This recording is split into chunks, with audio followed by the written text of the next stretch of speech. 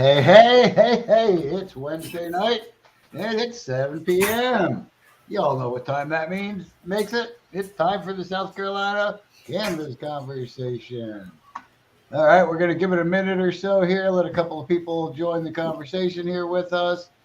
As you can see, we got VP hanging with us for a little bit here. Woohoo! Great to have you back on board. Good to be here, Scott. Let me find my other button here. I have no clue what I'm doing. There it is. I have no clue what I'm doing. I have no clue what I'm doing. I gotta admit, I can't deny. All right, we got Josh on board. Hey, Josh, thanks for joining. Hey, Josh.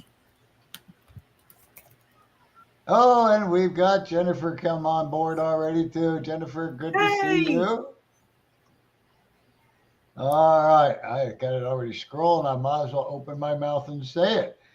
Kick things off with all of our meetings are an environment of education and awareness and not an open market for the sale, purchase, or distribution of cannabis. We do not encourage or condone illegal behavior of any kind.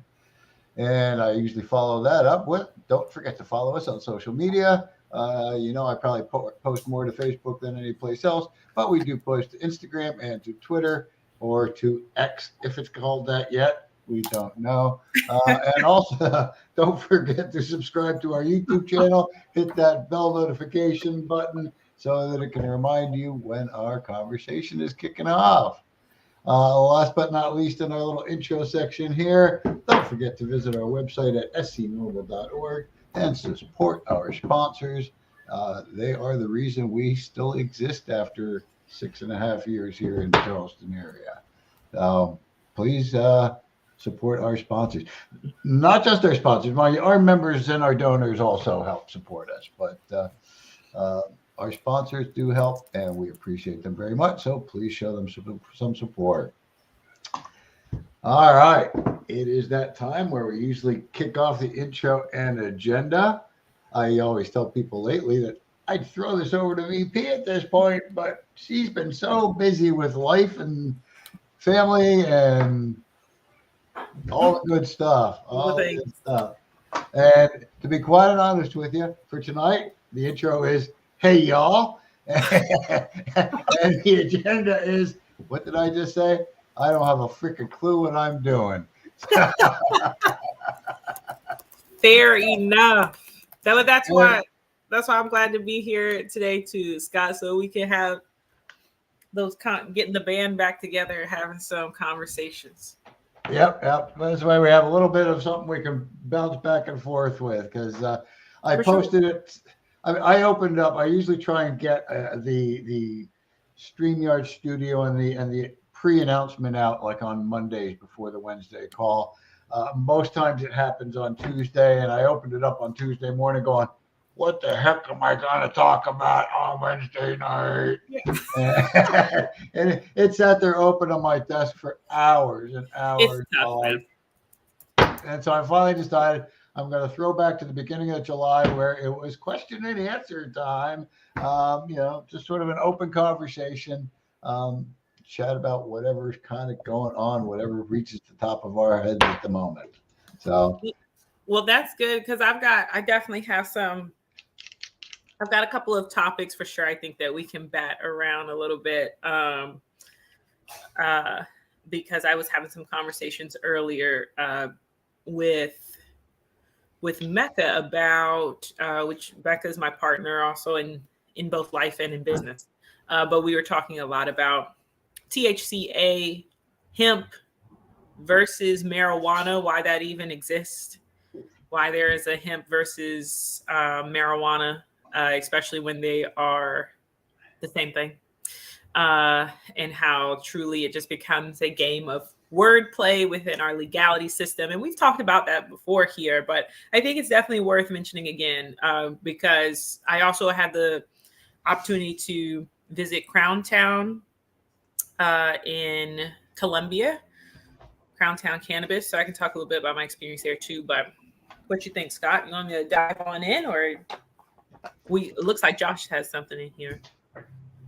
Oh, I didn't see another comment come on through. Let me take a quick peek. can we call? Can I call it victory on Can I the call it victory on the war on drugs? THCA is sold everywhere now. Can order shipped to you. Drugs won the war on drugs. that I'm telling you, that actually layers in real nicely to about what I wanted to talk about today. So that's great. That's great. Yeah, I'm not sure how well they've won it here in South Carolina yet, but definitely, with the Farm Bill of 2018. I was just watching a video talking about this exact thing the other day, and the 2018 Farm Bill is basically what changed the laws for us and Legalized. Yeah. Legalized. I mean, and I think that I was about to say lawmakers. Hi everybody. What's up, Joey? What's No up? way. Joey in the house.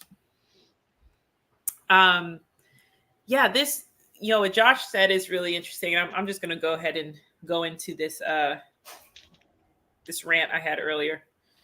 But it is something that when it comes to THCA, when it comes to, like I said, the words that we use, marijuana, hemp, this is all coming really from that legal standpoint, because the difference is in the level of THC, especially the level of Delta 9.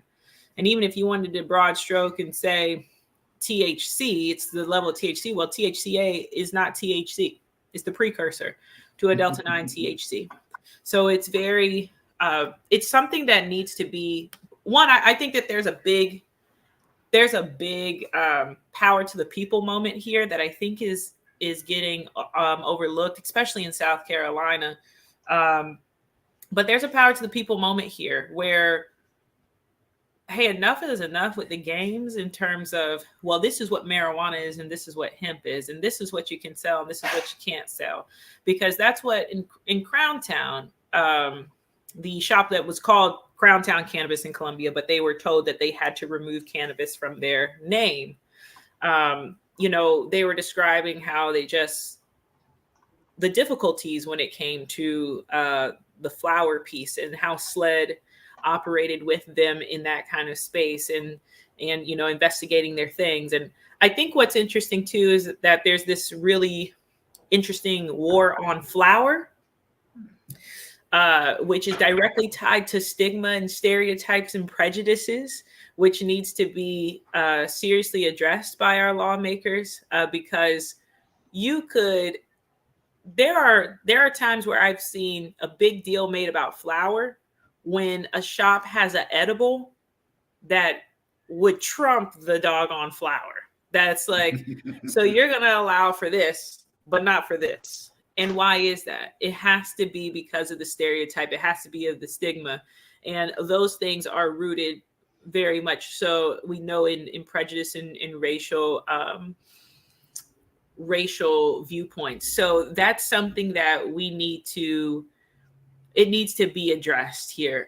Just like with Josh talking about that THCA being sold everywhere, he's absolutely right. THCA is available to everyone, because it's still within that hemp category, right? If my THC level, my Delta 9, in some places it's all THC, but if that THC level is under that compliancy with that 2018 Farm Bill, it's legal. That's what it is. And a lot of lawmakers, a lot of law enforcers get really upset about that, because what I feel like is that they think that they've been, I'm not going to say outsmarted, but this is just another example of you're trying to make laws and put restrictions on something that you really don't know too much about. And I think it's best to be doing that research, talking to people, and just, instead of trying to be so resistant, how about be enriching about it and figure out what exactly is it? What can we do? How can we do? What's the best ways to keep people safe? When we talk about that, like just with NORML, we were out there NORML cleaning up the beach, because there's relevancy in terms of cleaning up our beach and making sure that, the cannabis industry especially in South Carolina, making sure we are thinking about what are those eco-friendly ways so that we don't end up being like the numerous amounts of cigarette butts that we saw on the beach. How can we make sure that accessories that have to do with cannabis don't end up in those same kind of places? Like, how about we just start talking about how we can incorporate this into our lifestyle without constantly trying to worry about the wrong things? Like that's something that I think it's about high time for us, pun intended, high time that we really put some effort into things that are going to be relevant to us and help us to normalize cannabis within the lifestyle. I mean, you already have hemp, you already have THCA products that are sold in these legal places. What, they're just going to keep on strong arming cannabinoids every 5 seconds? Well, the plant's got hundreds and hundreds. What's to say we're not going to find the next cannabinoid that ends up being like, oh, this one also is a precursor to this cannabinoid? Like, it's not going to stop. So start making some real effort. That's my rant. That's my rant. I had to get that off my chest. It's my rant.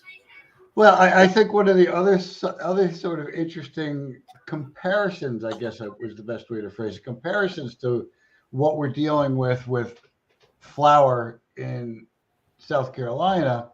Look at the towns and cities across the country that are starting to decriminalize psychedelics, mushrooms. Come on. Come on. You know, and I just don't get it. You know, why South Carolina is still dragging their feet so much, and that here we've got other places in the country that are saying, hey, we're not going to lock you up for mushrooms. And now you all know my opinion on this. Drug issues should be considered medical issues and not criminal issues. You know, they shouldn't be criminalizing somebody just because they have a drug problem. You know, that's not the way to help somebody. But you know, like I say, we're watching things advance for people's freedoms across the nation in different pockets here and there. You know, how many medical states now? 37, or are we above that?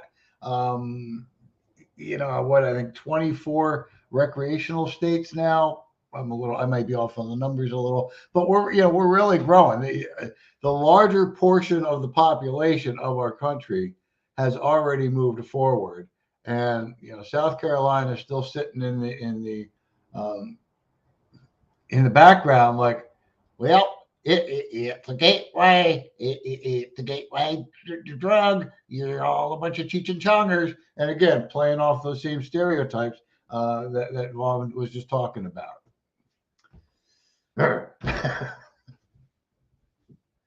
Oh, mic's off.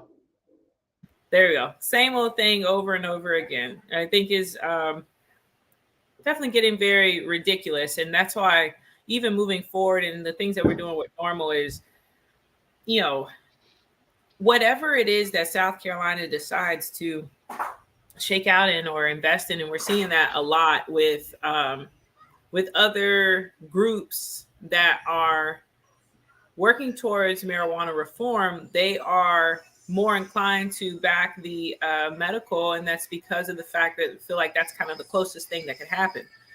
Though sometimes I'm also not feeling so optimistic in that either, because it feels like, man, if we can't even come into agreement with a medical bill where clearly, and once again, the most conservative, you know, going back to it, the most conservative marijuana bill in the entire nation.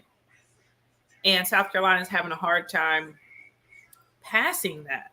So to me, I'm like, well, then let's just go for it. If we're already having a hard time passing that, I'm just going to go for the whole kit and caboodle. Like, let's talk about what legalization looks like in South Carolina, and let's start crafting that. Let's not wait until I put this on a post where I said, I'm not going to wait until legalization to start caring about how we are going to be responsible with legalization. I'm not going to wait till then. Like, we've got to have those conversations now and put those things in place now. and that's important. The shrooms in general, the psychedelics, man, I am just completely in awe with the kind of strides that psychedelics are making. And shoot, we've been in conversations where people are like, man, I can see psychedelics and shrooms becoming legal before marijuana in South Carolina. And that's stuff that's not so far fetched, in my opinion. It isn't. It's Not not at so all. far fetched. Like South Carolina is clearly an edibles and vape area, right? It's a state that lends itself more to that. And I think it's because of that conservative viewpoint, right? Smokables come with, like, smokable herb, smokable flower comes with scent. It comes with the whole aesthetic that comes with smoking in general, that people are having a little bit of a issue with. But boy, pop a gummy all day. We'll have a weed gummy without a second thought. But smoking, oh man, we can't do that. So it's just that's what we are working through here in South Carolina. I'll also say something very interesting about Crown Town was that in Columbia was that they said, man, we saw all kinds of people come through here, and not the people that, lawmakers try to paint as the stereotypical person coming into the shop.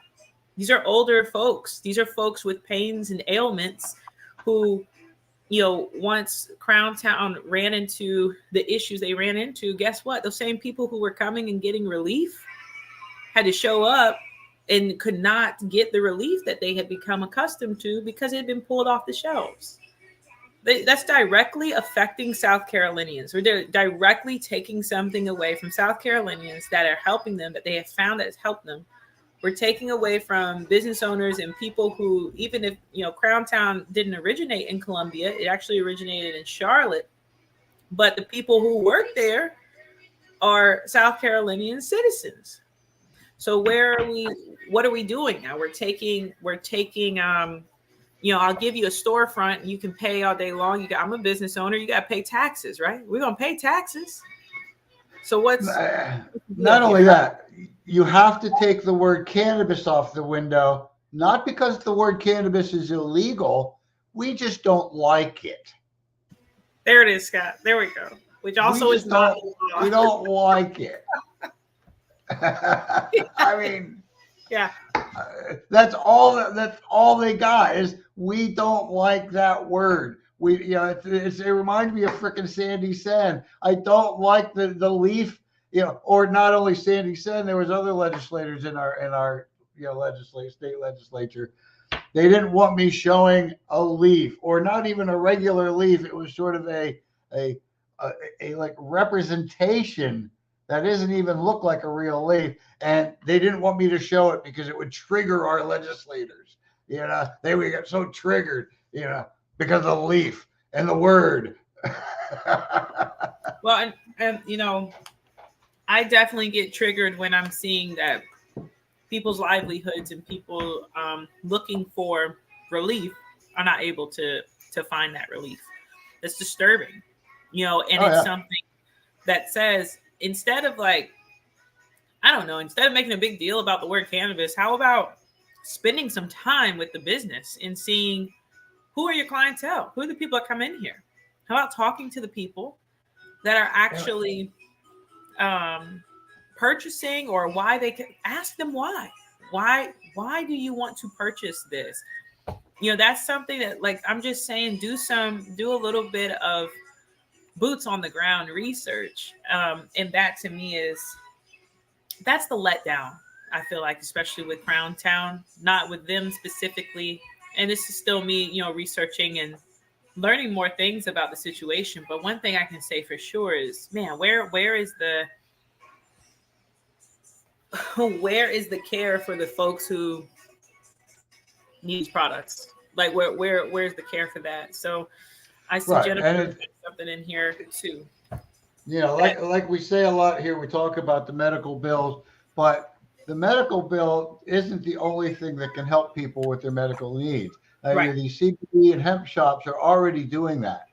Right. Yeah, Right. yes, we know that the entourage effect with a little bit higher THC can be more beneficial to people, but we're already somewhat there with the hemp and the CBD, and people Hmm. are already gaining benefit from having cannabinoids in their system again. There you go. After a government prohibition for 80 plus years. But again, here we are in Colombia, the government again, government actors. These are taxpayer funded people that are wielding power that they shouldn't be wielding, or in a way they shouldn't be wielding it, and harassing business owners that are only trying to help people. Absolutely. I see a question in the comments, Scott, that you enjoy answering this question. Oh, all right. I will bring it up. Jennifer. Jennifer is asking, is there a Great way to get question, it on the ballot in South Carolina? I know Florida did a petition to have it put on the ballot. The answer to that question is no, not at the state level, because it isn't in the South Carolina state constitution. It's not permitted in the state constitution. Other states do have that. That's why, like last election cycle, we watched, I think, 3 or 4 states vote in, full legalization. Um, we watched other states get medical by putting it on the ballot. But unfortunately, South Carolina does not have that option to do it at the state level. Mhm. Um, yeah, they're having enough trouble just getting the question on the ballot. Should we be able to move forward legalization for medical purposes? They can't even get the question, an advisory question, on the ballot.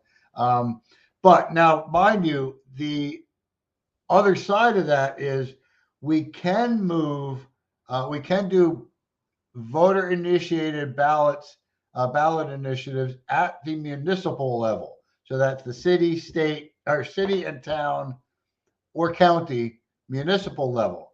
And that's one of the things we're starting to talk about reinitiating our decriminalized Folly Beach.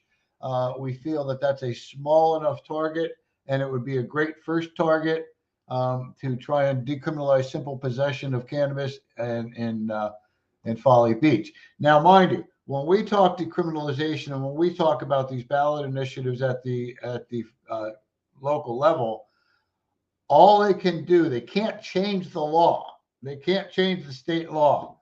All they can do is affect the penalty portion of it.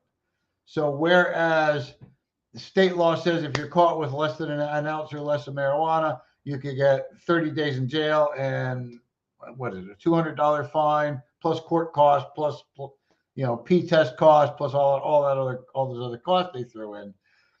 And so what we could do is affect the penalty phase and say, if you get caught with a less than an ounce of marijuana, an ounce or less of marijuana, we're going to confiscate your weed and we're going to slap your patties and we're going to send you on your way.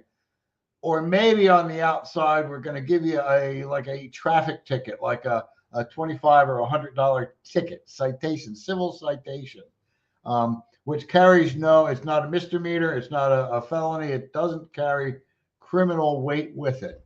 And that's about the best we can do with ballot initiatives here as citizens in South Carolina, is to sort of start with moving forward decriminalization on the municipal level.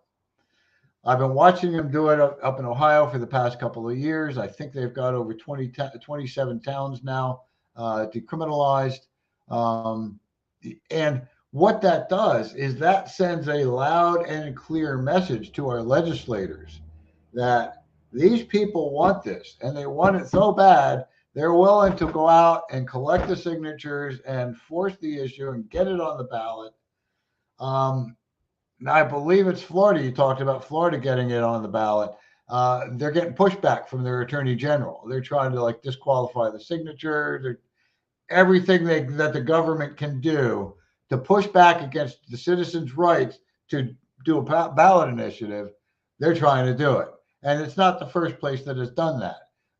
Like I said, quite a few places do move forward with ballot initiatives, whether it's on a municipal or state level. And it seems invariable there is pushback. I remember when a city near where I lived in Pennsylvania, Allentown, Pennsylvania, you may have heard Billy Joel sing about it. They decriminalized simple possession probably before I moved to Charleston 7 years ago. So I'm going to say maybe 10 years ago.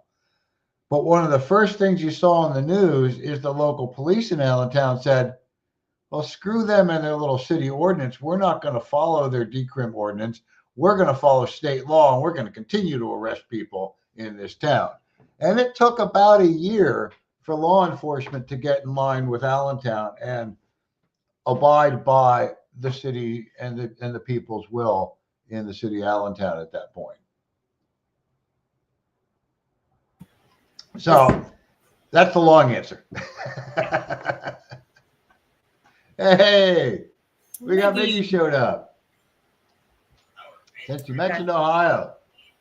Wow. I have 10 days to get 679. Woo!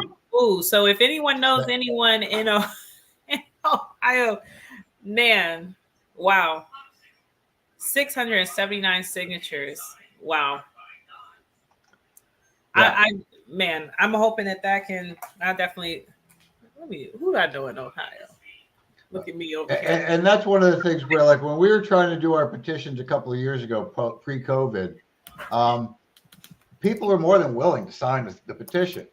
But the problem with doing these municipal ones is they have to be a registered voter of that specific municipality. And I would say to people, do you live in the city of Charleston? Because we had a Charleston petition at that time. Do you live in the city of Charleston? They go, oh, yeah, I live in the city of Charleston. And they would write out their signature, and I'd look, and it would say Mount Pleasant or North Charleston or Somerville. No, you don't live in the city of Charleston, people. Stop signing my petition because you're not helping anything. And the other side of that really is you've got to get good, legible, clean information from these people because it has to go to the voter registration board. They have to verify all these signatures and that all these people are registered voters. And if they can't read it, it gets struck out.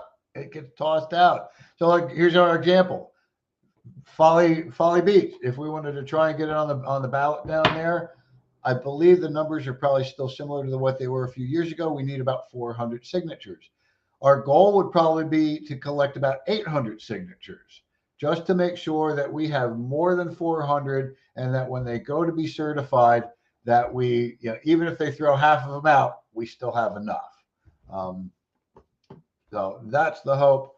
And we have been, like I say, talking about trying to restart that initiative down on Folly Beach, hopefully this fall.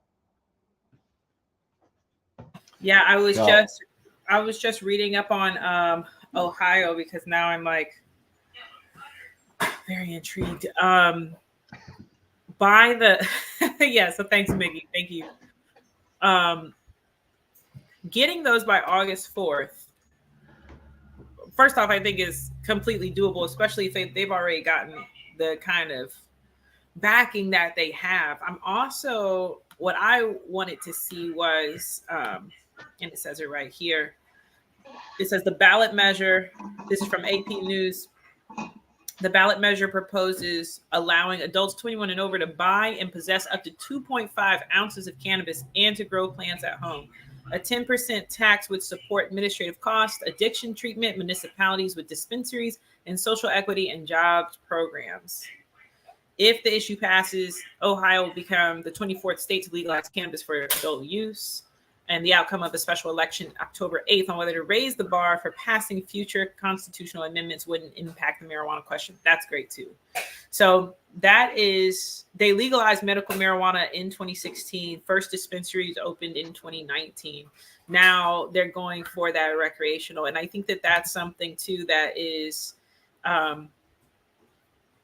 something to really look toward. I mean, I'm not going to say I get jealous of other states that are able to get things on the ballot, but I'm just going to say that being in South Carolina, it just requires us to move different, to understand how to pivot accordingly. But it is inspiring, and every single time I see this, it just shows how much the people play a part. And this is another reason why we push so hard for relationships with your, well, not relationships, but communications rather, with your legislators, being very upfront, being very like, this is what I support. What's your stance on this? What does this look like?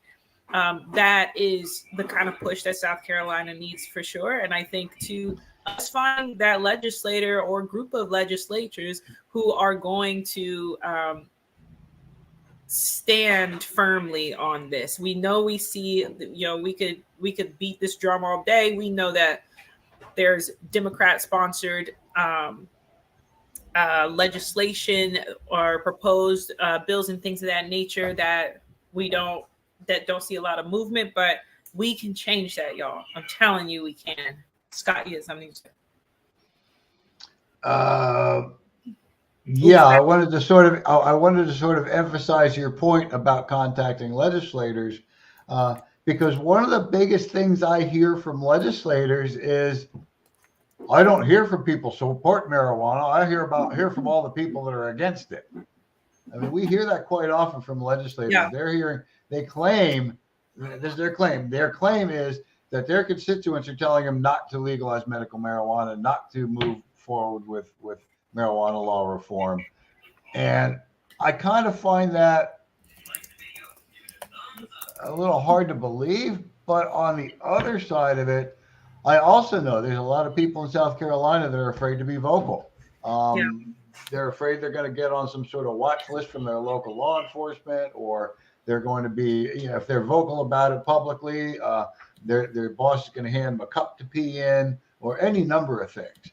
And so people are sometimes afraid to vocalize and to get out and support, to the point where a lot of residents from South Carolina have just moved to legal states. They don't want to deal with it. But please use the action alerts Miggy mentioned on NORML's website. We also have the local South Carolina action alerts, most of them linked right on South Carolina NORML's website. Contact your legislators. Don't be afraid to use your First Amendment and voice your opinion, and let them know that we're sick and tired of you criminalizing people, locking up our kids, and demonizing folks for just trying to feel better. Yeah, absolutely. I just posted the link in the chat room. Please check it out. Take a look at it. Matter of fact, it's definitely got my brain going too. This is actually more of I'm gonna have to get on our executive board WhatsApp because there's a couple of ideas that we could have centered around this too. Here's young Obi making a small appearance. Happy birthday! A little belated birthday wish to your partner. Yeah, you turned 2. Just turned 2. Woohoo! All right. Oh, well, I'm going to take a moment here if you all don't mind. It's past time for our first cannabis question. So it's time for the second one. But anyway, here's the first one. It'll work. It'll work. The category, unjust bust, 30-point question. Which actor was arrested for selling bongs over the internet in 2003? Oh, I think y'all know this one. Was it Cheech Marin, Tommy Chong, or Woody Harrelson? Again, category, unjust bust, 30-point question. Which actor was arrested for selling bongs over the internet in 2003? Was it Cheech Marin, Tommy Chong, or Woody Harrelson? Throw your answers down there in the comment while I do a real quick plug and say we like to use these cannabis trivia questions as an opportunity for you to sponsor our questions and promote your business. So if you'd like to promote your business by sponsoring our trivia question, reach out to us through the contact page on our website at scnormal.org. Okay. Got that done. I'm going to read through it one more time as we go for the answer on the unjust bust 30-point question. Which actor was arrested for selling bongs over the internet in 2003? Was it Cheech Marin, Tommy Chong, or Woody Harrelson? Let's see. Somebody says Woody. Somebody says, Miggy's got Chong's bongs. It was Tommy Chong. If I remember correctly, It was a bong that was shipped to Pennsylvania, which was an illegal state at the time. And it was like somebody had kept. I actually watched a documentary on it one time. There was like these people just kept harassing the company or whatever, sending repeated orders. They kept canceling the orders. Apparently, some new person at the shop one day got the order and went, "Oh, yep, got to ship this out." Shipped out the bong. It went to Pennsylvania. Tommy gets busted. So, good story, but a sad story, I gotta say, and it's just the way our government works to demonize us. Oh my God! Oh, well, I guess I just solo dolo. Scott, Scott's peaced out. Good thing I was on today. So I wanted to actually bring up something. So it's just going. What's up, y'all? It's me and y'all right now. I wanted to talk about Kevin Durant. This marijuana moment covered this, and also it's all over the place too. Kevin Durant talking about when he was talking to the commissioner for the NBA, saying that, hey, we need to lighten up on marijuana.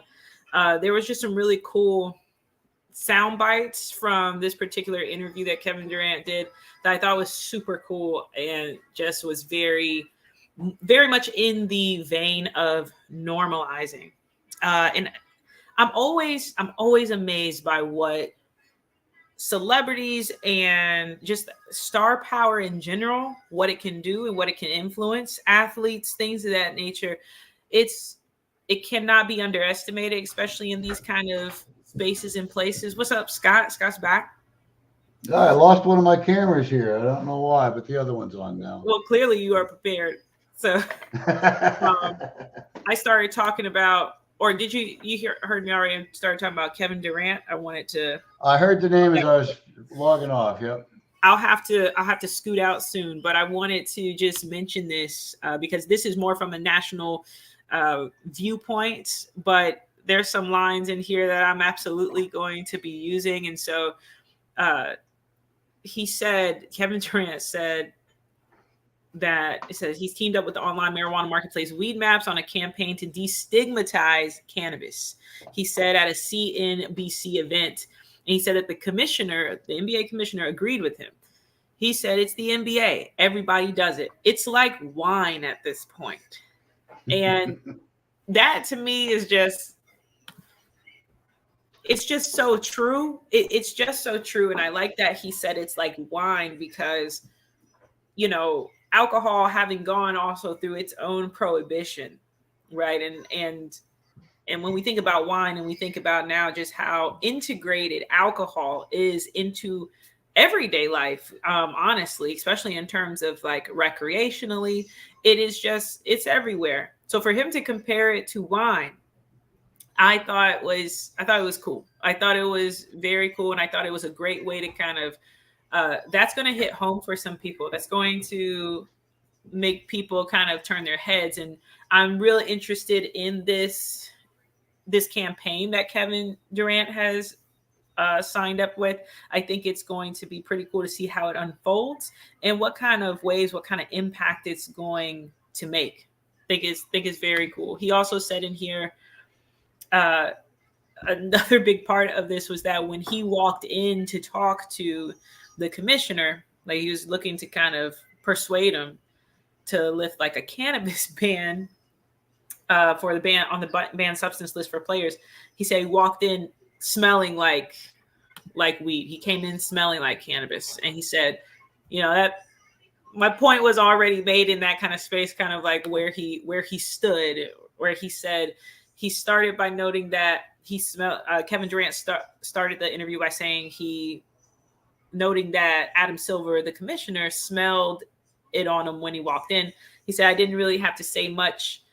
He kind of understood where this was going. He said, I just felt like it was becoming a thing around the country, around the world. The stigma behind it wasn't as negative as it was before. It doesn't affect you in any negative way. And here we have a basketball player who is making these kinds of statements. And we know how valuable sports are to especially American society, but the world in general, whether you like it or not. It it is here to stay, baby. Like sports ain't going nowhere. So for these athletes that we essentially give a lot of star power to, for them to be in a position to say, hey, I think that we need to remove this from the banned substance list. That's a big deal. It's a big deal. It's a moment right there. And I thought that was absolutely worthy for us to touch on today. Well, and I like the reference to wine because I think y'all have probably heard me talk a number of times. We talk about some of these places where they legalize up to a certain amount, especially with medical. You can have 2 ounces or this or that. You can have limited amounts of it. You can't have a collection or a wine cellar's worth of cannabis. And there are so many different strains out there, like there are so many different types of wine. And that to me would be like a bucket list goal, is to have my cannabis cellar, or something like that, where every time I get a little bit, I take some and put it away. I mean, you've got these people that collect wines, and they'll buy a case and they put it on their shelves, and every now and again they'll go and they'll open a bottle. Well, I'd like to get nice quality cannabis and store it away, and every now and again just get a little bit of it. But I don't want the government to say, oh, well, hold it. You've got all those little jars of cannabis, and you maybe only have a 1/4 ounce in each one, but add it all up and you have more than we allow. We're going to throw your ass in jail. Oh yeah. Yeah. That is definitely a sticky one too. And those are reasons why it's important to flesh out those kinds of things. I think that seeing this right here, and also another element too, is that a lot of these, like your Kevin Durant and other players as well, are getting into the business. So once again, we see in America, business, which should not surprise us, but business and the trends of business, the trends of the marketplace, quite often will influence and persuade, like in terms of law changes, policy changes. Seeing this at a sports level or an NBA level is, we know they've already passed that kind of piece, but it's a big deal. Miggy has on here, some places have infused wine and beer. They're living in 2050. That is not, yes, exactly. They are of the future. and here in South Carolina, we're trying to be time travelers. Like, get us to the future. Like, where are we at with this? That star power it speaks volumes. It speaks volumes for a lot. I've never really understood the concept of like looking up to a like star athlete, but like I didn't have that as a kid. But what I did, not in terms of like sports in general, but sports more so, it's like the lifestyle, right? Like I didn't follow not one thing about Michael Jordan's career when I was a kid, like, growing up in the 90s and stuff. But did I know who Michael Jordan was? Absolutely. Are you kidding me? I knew exactly who Michael Jordan was, even if I didn't know anything about any kind of stat or anything he had. That's star power. That's influence. It's something that matters. So when we see, especially when it comes to cannabis, it's going to be important. It's going to be important for people in those kind of spaces to say something. Now, how much does it press upon, we might think at first that, well, how does that help us here in South Carolina? Why mention that? Well, let me tell you something. South Carolina also has its own run with sports. We know this. Like there are sports teams within South Carolina, or even the Carolinas in general, who have, we've got the Carolina Panthers. We've got, even on college levels, we've got these sports teams that help drive, they have economic impact. So it's a trickle down effect. I think that once you start seeing those kinds of moves in those kinds of places, like especially sports, this is lifestyle, right? This is full circle lifestyle. Like this is, people watch sports for entertainment. And now people who are helping with our entertainment, with our sports entertainment, are talking about cannabis is like wine. Okay. Where's Bill Murray talking about this in South Carolina? Where's Bill? Where's Bill? Come on, there's some star power. He He should be talking about this in South Carolina. Yeah, we need some, having the folks like your yeah, you said Bill Murray. I just had another one. Who's the What's our musician? Hootie That's and the from the Blowfish? Hootie, like Hootie. Yeah, we need some. That's not his name, but Darius Rucker. Darius. There you go. Thank you. Darius Rucker. Yeah, that we need that. We need that kind of support Oh yeah, from that kind of star power. I gotta yeah. say that would really kind of help us move things along here and get some attention in South Carolina. Oh yeah. Well, I have to scoot out. I'm pretty sure that my child has dumped out the dog's water bowl. So I have enjoyed I've enjoyed talking to y'all so much, and I have sacrificed to be here in this moment. But it's absolutely a pleasure talking about this. I love talking about this with you guys, and I'm going to go see what young Obi has done in here. But I'm glad I was able to jump on here.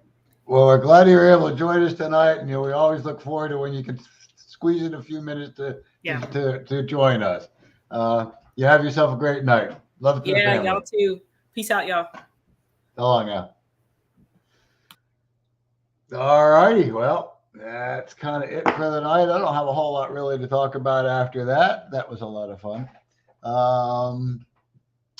I do want to sort of just talk a little bit about some upcoming events, and also we'll kind of throw it out there about our beach sweep last weekend. I think we had pretty good turnout. Matter of fact, the folks from South Carolina Aquariums Conservation Group were pleased with our results and our turnout. It was a hot day. It's been hot everywhere across the nation, but I think we really had a nice time. The one thing I will be sharing in the near future, they gave us this, I don't know if you can see this at all, kind of a bookmark that talks about an app that's available, how to load the app, and all about protecting turtles. And basically the app is for collecting data on any other trash you may pick up on the beach, and be able to log it in and help collect this data, because basically they'll use this data a lot of times for grant writing, if they're looking for grants to help fund more beach sweep opportunities or turtle watch programs or things like that. Also, some of it goes into writing legislation. The single-use bags and cigarettes have been banned from the beach. Doesn't really stop a lot of them from turning up yet. They were explaining how the turtles can't tell a jellyfish from one of these single-use bags floating in the water. You and I might be able to see the difference, but the turtles can't. They found one little turtle with I'm forgetting the number. It was over 100. I don't remember. It was 300, but there was like hundreds of pieces of plastic inside this turtle's stomach and the digestive system because all this plastic's in the water, all these litters being littered around. So it felt good to go out, help pick up some litter. Living near the beach, we go down when we can. It's a tourist area, so of course weekends and holidays and things like that, we try and avoid the craziness. We're more Tuesday, Wednesday beach folks. And most times when we're down on the beach, we carry two little bags with us. One bag for collecting shark's teeth, and one bag, usually the bigger bag, for collecting trash. And we've been doing this for years, but now with the app, we can actually track and calculate what we pick up and help share that information with the aquarium. So we had a good time with that. We're talking about maybe doing them kind of on a regular basis. I'm thinking quarterly. If you're interested, give us your input. We would definitely like to hear a little bit more about your input. Would you participate in any future beach sweeps? But yeah, I wouldn't mind doing maybe a quarterly. What was nice about it was actually able to get out in public, put our signs on display, hand out stickers and brochures to anybody that sort of was interested. And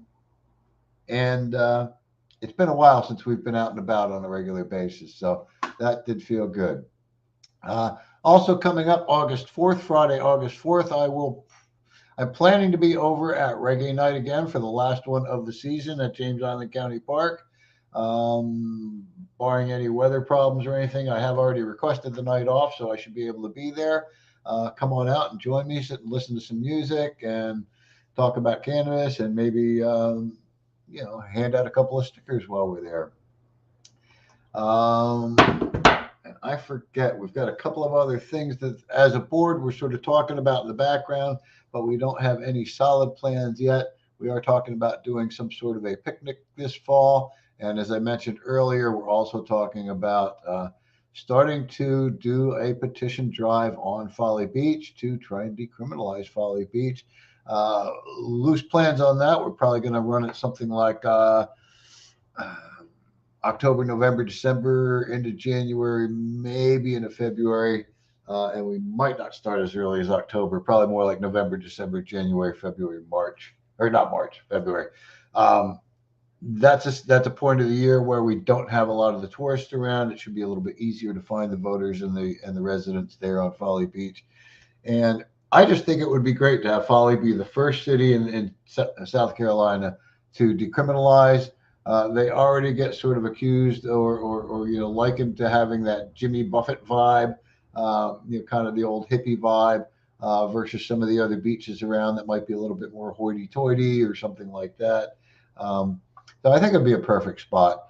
Really, you don't need to come on vacation and go home on probation. Stop arresting people for simple cannabis possession. That's kind of it for me tonight. I'll keep you posted on where we're going with this stuff as we move forward. Otherwise, don't forget, as always, follow us on social media. I'll try and keep you posted as much as I can out there.